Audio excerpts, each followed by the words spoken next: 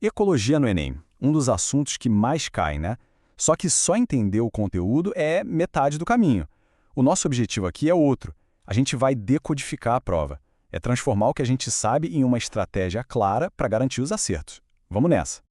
Então, a pergunta de R$ 1 milhão é essa. Com tanta, mas tanta coisa para estudar, o que o Enem realmente quer saber? E olha, já vou adiantar, não é decoreba. A prova quer testar a nossa capacidade de analisar cenários, de interpretar gráficos e, acima de tudo, de entender as relações entre os seres vivos e o ambiente deles. Para a gente responder essa pergunta, o nosso caminho vai ser bem direto. A gente começa com o básico, para todo mundo ficar na mesma página. Depois, mergulha nas relações, que são o filé mignon do assunto. Aí a gente entende a dinâmica das populações e o fluxo de energia.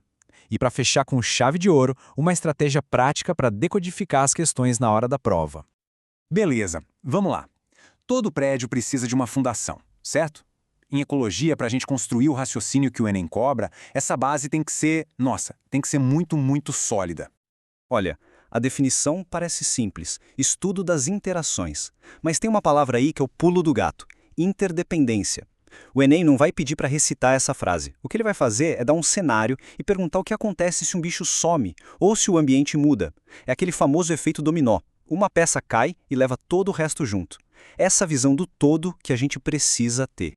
E agora a gente entra no que é, sem a menor dúvida, o coração da ecologia no Enem, as relações ecológicas. Se a gente entender quem se beneficia, quem se prejudica e para quem tanto faz, pronto, a gente já tem a chave para a maioria das questões. Esse quadro aqui é o nosso mapa. A lógica é simples, pense em dois eixos. Primeiro, a relação acontece dentro da mesma espécie, então é intraespecífica. É entre espécies diferentes, é interespecífica. Segundo eixo, ninguém sai perdendo, é harmônica. Pelo menos um se deu mal, é desarmônica. Dominar essa organização já é o primeiro grande passo para classificar qualquer interação que a prova jogue para a gente. Bora focar em algumas relações que são figurinha carimbada na prova. E o mutualismo é um clássico. A palavra que a gente precisa grifar aqui é obrigatória. A associação é tão, mas tão profunda que se separar as duas espécies, elas morrem. É uma relação de vida ou morte, literalmente. E o Enem? O Enem adora explorar esse nível de dependência.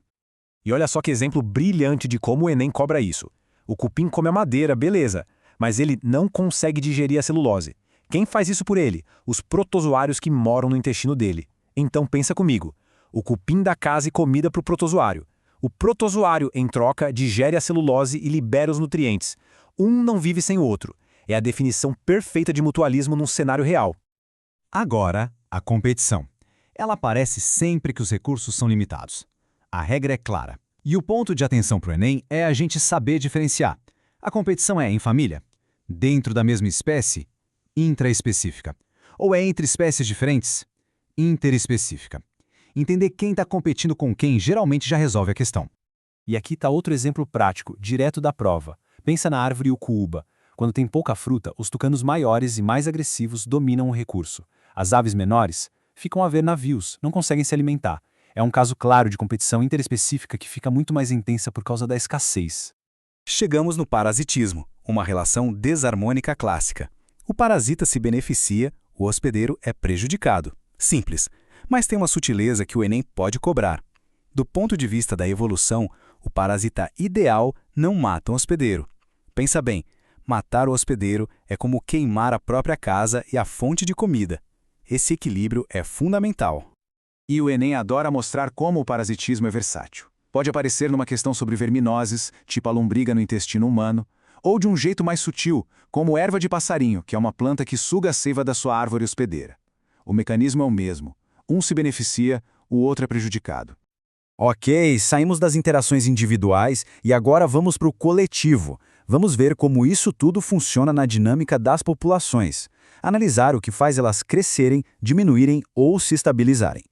Toda a população vive com duas forças opostas agindo sobre ela. De um lado tem o acelerador, o potencial biótico. É a capacidade máxima de crescimento em condições perfeitas. Do outro tem o freio, a resistência do meio, que inclui os predadores, as doenças, a falta de recurso, tudo que impede a população de crescer para sempre.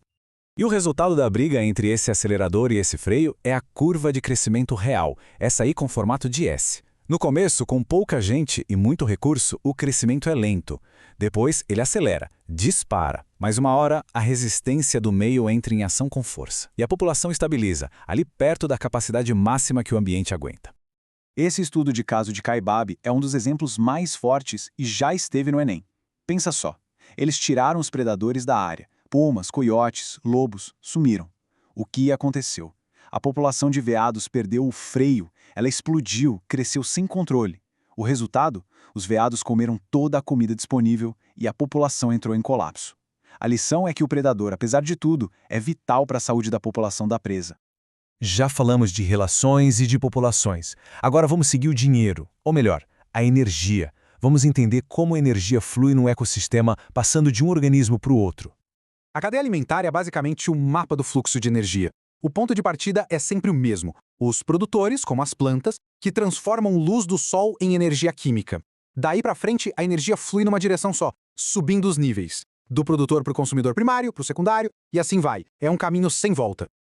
E para visualizar essas cadeias, a gente usa as pirâmides ecológicas. A de números conta os indivíduos, a de biomassa pesa a matéria orgânica. Mas a mais importante de todas é a de energia. E ela tem um detalhe fundamental. A pirâmide de energia nunca, jamais, em hipótese alguma, pode ser invertida. A base dela é sempre maior. E por que a base é sempre maior? Por causa desta regra. A cada degrau da cadeia alimentar, mais ou menos 90% da energia se perde, vira calor. Só uns 10% é que são de fato aproveitados pelo próximo nível. É por isso que as cadeias alimentares são curtas, com 4, 5 níveis no máximo.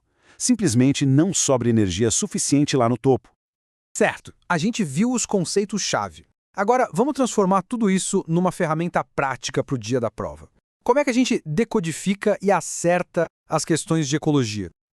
Aqui está um passo a passo que não tem erro. Primeiro, leia o enunciado e identifique quem são os personagens da história. Segundo, determine a interação entre eles. É bom para um? Sinal de mais. É ruim? Sinal de menos. Indiferente? 0. Terceiro, com base nisso, dê o nome à relação. E por último, analise as consequências disso numa escala maior. Seguindo esses passos, a resposta fica muito, muito mais clara.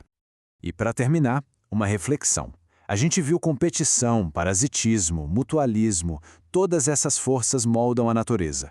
Mas pensando na nossa própria espécie e no planeta, qual dessas interações, ou talvez alguma que a gente mesmo criou, vai ser a mais decisiva para o nosso futuro? Fica a pergunta.